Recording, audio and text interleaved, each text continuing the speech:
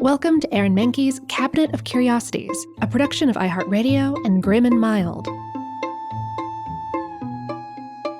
Our world is full of the unexplainable. And if history is an open book, all of these amazing tales are right there on display, just waiting for us to explore. Welcome to the Cabinet of Curiosities.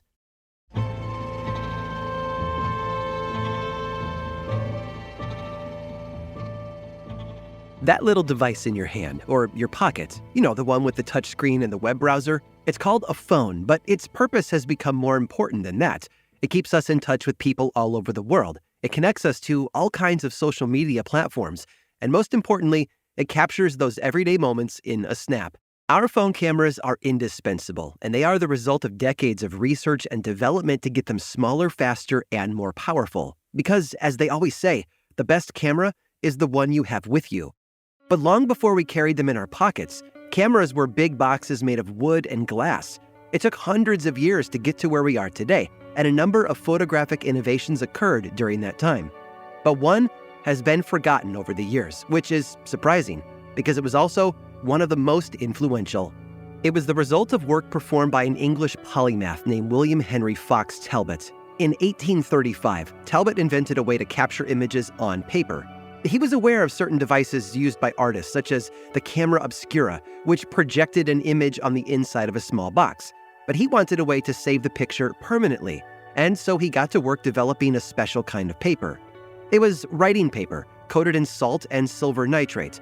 When the surface of the paper was exposed to light, the chemicals would darken and preserve the image imposed upon them. It was a technique that he called the calotype process. And Talbot used his special paper to capture photos of things like the construction of Nelson's column at Trafalgar Square and portraits of people that he knew. The images were a stark difference from today's photographs, though. They almost seem like negatives today, where the light portions are dark and the parts where there should be dark are actually light in tone. But remember, this was one of the first times that people saw a reproduction of a moment that was not sketched or painted. This was groundbreaking. Meanwhile, another photographer was entering the fray with his own invention. His name was Louis Daguerre, and he was a French artist who had been experimenting with silver salts and how they react to light. His camera used a copper sheet plated in silver, and when that sheet was exposed to iodine crystal vapor, it formed a coating of silver iodine on one side, which was then blasted with external light. It took a while, but the exposure eventually rendered a clear image. His creation was called a daguerreotype. But where the two processes differed was in the calotype's versatility. For example, the translucent negative image created by the calotype process could be used to create positive prints.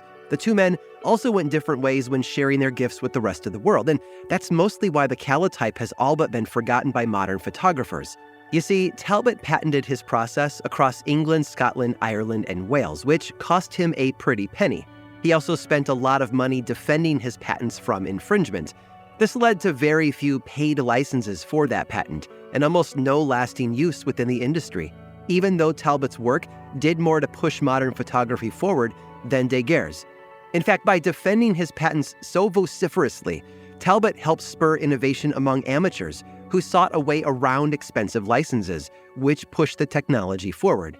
Daguerre, on the other hand, sold his patent to the French government, which made the daguerreotype process free for anyone to use anywhere in the world, except in Britain.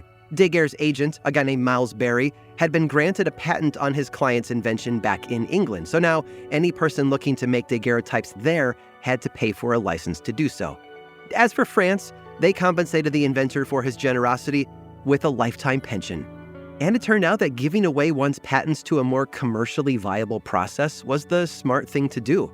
Talbot, on the other hand, only loosened the restrictions on his own patents in the 1850s, after extensive pleading from the photographic community.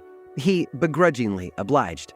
By 1852, hundreds of calotypes were being produced regularly, but it wasn't enough to overtake the daguerreotype.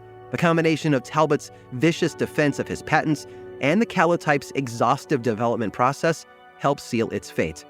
Daguerreotypes eventually fell out of favor once other technologies, such as the ambrotype, provided quicker, less costly results. And that's what matters most when inventing something new. It has to be faster, cheaper, and better. Anything else? just won't get developed.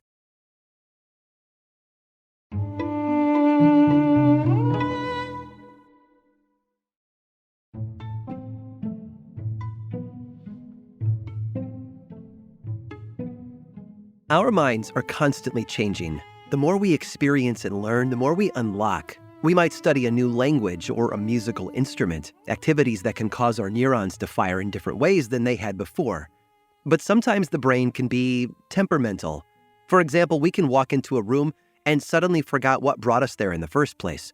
Or we'll blank on the name of a famous actor we're trying to figure out what other movies they appeared in. But perhaps one of the most peculiar ways our mind plays tricks on us is déjà vu. Déjà vu was a French term that was coined by philosopher Émile Baraque back in 1876. In English, it translates to already seen. Déjà vu is used to describe the sensation of having been in a certain place or situation before. Many of us have experienced déjà vu at one time or another. We'll enter a room and suddenly be overcome with the feeling of having been there in the past, even if it's a brand new place. Déjà vu has been linked to a number of different neurological conditions and disorders, including epilepsy and migraines. But there's a phenomenon that's similar to déjà vu, and it's a trick of the mind as well, except it's the exact opposite. It's called jamais vu, or never seen in French. Unlike déjà vu, which makes the person feel as though they've been somewhere before, jamais vu gives someone the sense that place that they've been to or a situation they've already experienced is somehow brand new to them again. It's hard to imagine such a thing happening to us today, but we actually deal with jamais vu more often than we realize. You can even do it right now by picking a random word like dog or road and repeating it out loud over and over again. After a while, it doesn't sound like a word anymore. Even writing it numerous times in a row achieves the same effect. Back in 2006, English researcher Chris Moulin at the University of Leeds published the results of a study he had conducted. He asked 94 undergraduates to write out several words multiple times. Some words were common, like door, while others were lesser known, such as sword. Participants were instructed to write as quickly as possible, but they were free to stop for any reason. For example, if they suddenly felt strange or if their hand cramped. Moulin wasn't going to turn red in the face if anyone needed a break. They were then told to provide their reason for the pause. And the results? 70% of the group put down their pens because the terms they were writing stopped looking like words entirely. And this typically happened after only about a minute. Their jamais vu did not discriminate either. Whether a word was common or previously unknown, participants stopped recognizing them after they were copied about 33 times. In a second experiment, Moulin had everyone write the article the, an extremely common word that we are all familiar with. It took even less time for 55% of them to stop scribbling due to jamais vu. One person reported that the words lose their meaning the more you look at them, while another claimed, almost looks like it's not really a word, but someone's tricked me into thinking it is. Despite Moulin's modern experiment, the concept of jamais vu goes back a lot further. American psychologist Margaret Floy Washburn was testing its effects all the way back in 1907. She had asked one of her students to stare at a word for 3 minutes, at which time the arrangement of the letters began to look unlike anything in the English language. Washburn called the phenomenon, and the ensuing academic paper, the loss of associative power in words after long fixation. Decades later, with Chris Moulin's help, we finally had a much shorter and much more catchy name. Jamais vu, much like its sister déjà vu, can be caused by other issues of the mind, including epileptic seizures. But for many of us, it's just part of everyday life. Our brains are capable of strange and wonderful things, and sometimes they make the words we see each day look like strange shapes from another planet. I hope you've enjoyed today's guided tour of the Cabinet of Curiosities. Subscribe for free on Apple Podcasts or learn more about the show by visiting curiositiespodcast.com. This show was created by me, Aaron Mahnke, in partnership with How Stuff Works. I make another award-winning show called Lore, which is a podcast, book series, and television show, and you can learn all about it over at theworldoflore.com. And until next time, stay curious.